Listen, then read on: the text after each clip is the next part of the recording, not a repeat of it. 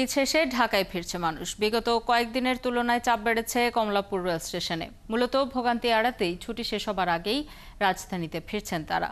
সকাল থেকেই দেশের বিভিন্ন প্রান্ত থেকে ছেড়ে আসা নির্ধারিত সময়ে স্টেশনে পৌঁছেছে ট্রেনগুলো। যাত্রীরা বলছেন, যাওয়ার সময় অতিরিক্ত ভিড়ে কিছুটা বিড়ম্বনায় পড়লেও ফিরতি যাত্রায় কোনো ধরনের সমস্যা হয়নি। ভিড়ও ছিল তুলনামূলক কম। সকাল থেকে এ পর্যন্ত 9টি ট্রেন কমলাপুর স্টেশনে পৌঁছেছে, ছেড়ে গেছে 11টি। অনলাইনে টিকিট সহ রেলের সার্বিক ব্যবস্থাপনায় এই যাত্রায় আগের চেয়ে ভোগান্তি কমে যাওয়ায় স্বস্তি জানিয়েছেন যাত্রীরা। ঢাকায় ফেরা মানুষের খবর জানাতে কমলাপুর থেকে যোগ দিচ্ছেন সহকর্মী সুমন তানভীর। সুমন, ঢাকায় ফেরা মানুষের চাপ কেমন দেখছেন রেল স্টেশনে? এবারের সার্বিকভাবে ঈদ যাত্রা নিয়ে যাত্রীরা কি বলছেন?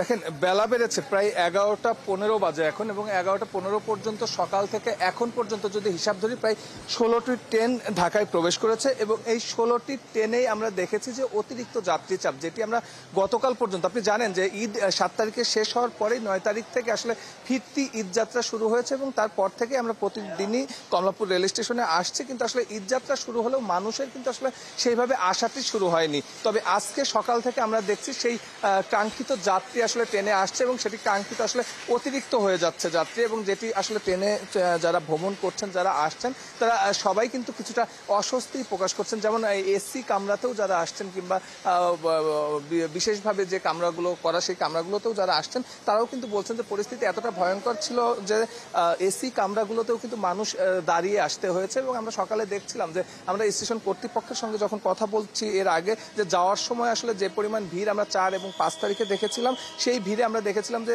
ছাদেও আসলে যাত্রী গিয়েছিল। আসার সময় এমন পরিস্থিতি তৈরি হবে কিনা সেই প্রশ্নের উত্তরে কিন্তু তারা বলেছিলেন যে আসার সময় এমন পরিস্থিতি আসলে সৃষ্টি হবে না, সেই বিষয়ে তারা সতর্ক আছেন। তবে আজকে কিন্তু আমরা দেখলাম যে অনেক ট্রেনেই আসলে ছাদে করে মানুষ আসছে, এবং সেটি যারা ছাদে আসলে ভ্রমণ করছেন তাদের সঙ্গে যখন কথা বলছিলাম, তারা কিন্তু বলছিলেন যে আসলে তারা টিকিট আছে, তারা টিকিট আমাদের দেখাচ্ছিলেন, কিন্তু আসলে ভেতরে পা ফেলানোর জায়গাটুকু ছিল না বিধায় তারা কিন্তু আসলে বাধ্য হয়েছেন ছাদে উঠতে। এবং আজকে সারাদিনই প্রায় 44টি আন্তনগর ট্রেন যাতায়াত করবেন, এবং মোট 70টি ট্রেন প্রতিদিনই যাতায়াত করছে। স্পেশাল ট্রেন আছে, এবং খুব কাঙ্ক্ষিতভাবেই বলা যায়, এবং এটি পূর্ব নির্ধারিতই ছিল। রেল কর্তৃপক্ষও বলেছে যে 13 এবং 14 তারিখে সবচেয়ে বেশি ভিড় হবে, যেহেতু রবিবার থেকে সব অফিস আদালত খুলে যাচ্ছে। তো বলা যায় যে এখনের পরেও আরও যে ট্রেনগুলো আছে, বাকি আছে, সেই যে ট্রেনগুলো আসবে, সেই ট্রেনগুলোও কিন্তু এরকম অতিরিক্ত যাত্রী নিয়েই আসবে। এবং আমরা সকাল থেকে দেখছিলাম যত ভোগান্তি হোক আর যাই হোক, দিন শেষে আসলে নিরাপদে যারা